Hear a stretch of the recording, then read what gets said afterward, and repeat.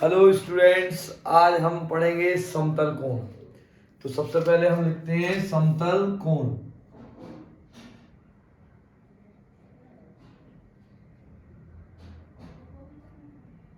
समतल कोण, समतल कोण क्या होता है?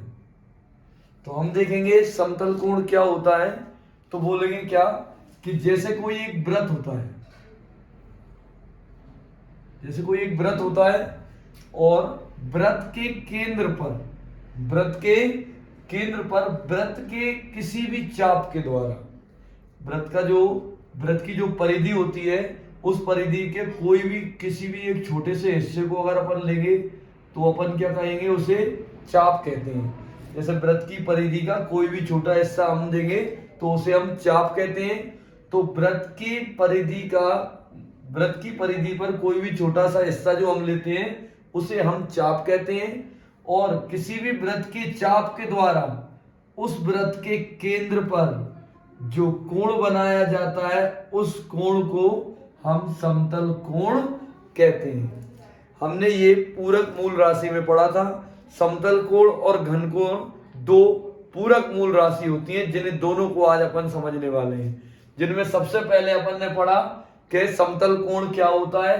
तो समतल कोण क्या होता है कि किसी भी वृत्त की चाप के द्वारा उस वृत्त के केंद्र पर बनाए गए कोण को हम समतल कोण कहते हैं। समतल कोण को थीटा से प्रदर्शित किया जाता है, जिसका एसआई मात्रक रेडियन होता है, जिसका एसआई मात्रक रेडियन होता है।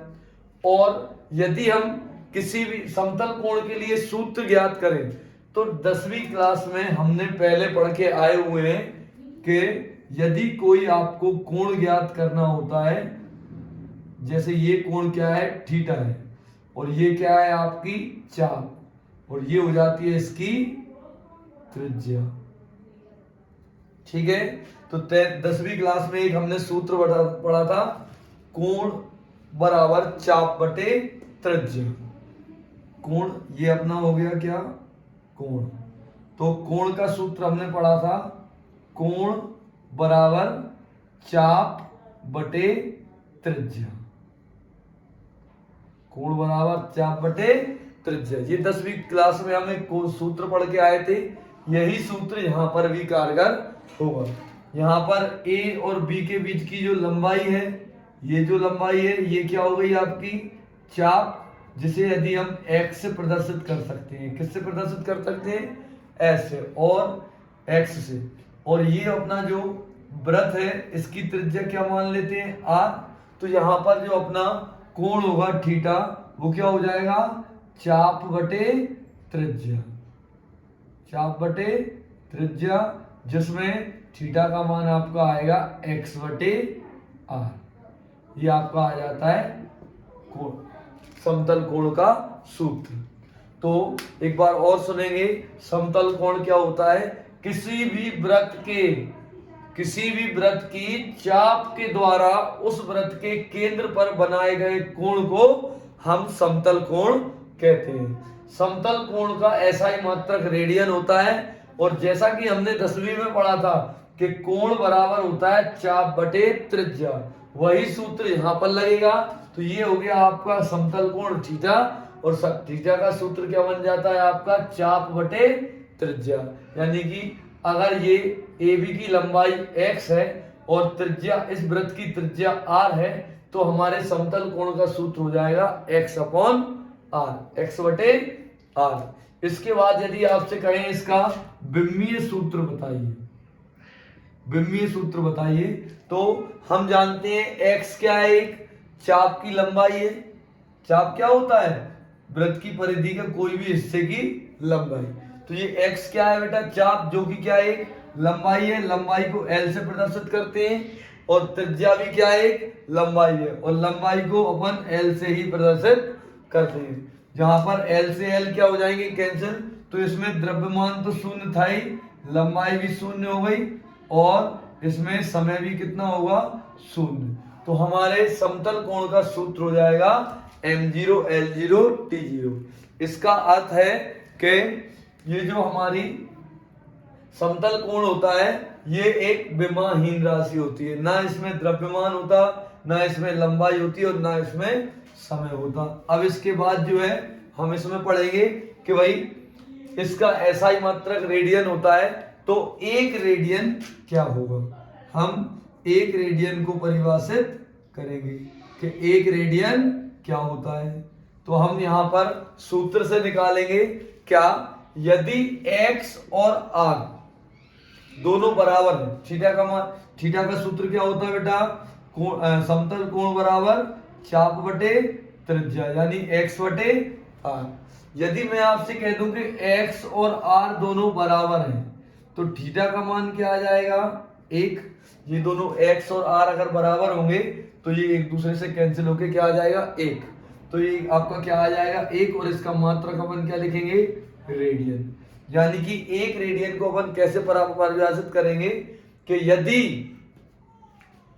एक रेडियन वह समतल कोण होता है जो उस चाप के द्वारा वृत्त के केंद्र पर बनाया जाता है जिस चाप की लंबाई त्रिज्या के बराबर हो।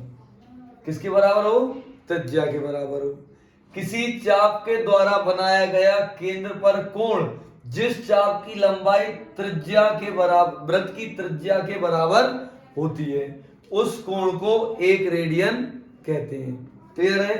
तो एक बार और बताएंगे कि किसी भी वृत्त की चाप के द्वारा उसके केंद्र पर बनाया गया कोण कब, जब चाप की लंबाई त्रिज्या के बराबर होती है, तो उस कोण के मान को एक रेडियन कहते हैं। ये अपनी भाषा में आप लिख सकते हैं, मैंने बताया इस तरह की परिभाषा लिखेंगे तो भी बिल्कुल सही होगी, ठीक है। इसके बाद अपन पढ़ते हैं आगे घन कोण। अच्छा, घन कोण क्या होता है इसको परिभाषित करेंगे हम। हाँ, घन कोण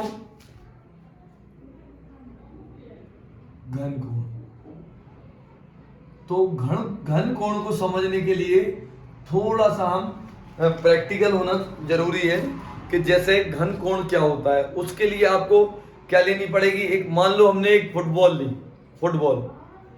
अब फुटबॉल पर मैंने कोई एक मार्कर से एक क्या सर्किल बना दिया। अब जब मैं फुटबॉल पर कोई एक वृत्त बनाऊंगा, गोला बनाऊंगा मार्कर से, तो वो गोला कैसा होगा, उसका पृष्ठ कैसा होगा, ऐसा कर्व अंदर की तरफ चारों तरफ से। तो ऐसे ही कर्व के द्वारा, जैसे मैंने ये मान लेते हमारी क्या थी, ये फुटबॉल थी, इस फुटबॉल का केंद्र अंदर हो गया ये। अब मैंने इस फुटबॉल पर एक ऊपर इस गोला बनाया, तो वो गोला हो गया अपना ये, ठीक है। ये क्या है बेटा, फुटबॉल पर बनाया गया मेरे द्वारा गोला, ये चारों तरफ ऐसा होगा। अब इस फुटबॉल के एक गोला बनाया, उस गोले के द्वारा जो इसके केंद्र पर, उस गोले के द्वारा इसके इस गोले के छोटे से वो क्षेत्रफल जो अपन ने गोला बनाया उसके द्वारा केंद्र पर जो कोण बन रहा होगा उस कोण को हम क्या कहेंगे बेटा, घन कोण कहेंगे। यानी कि किसी भी गोले के किसी एक हिस्से के द्वारा, किसी भी गोले के एक हिस्से के द्वारा उस गोले के केंद्र पर बनाए गए कोण को घन कोण कहते हैं। इसमें हम क्या कहेंगे कि किसी भी गोले के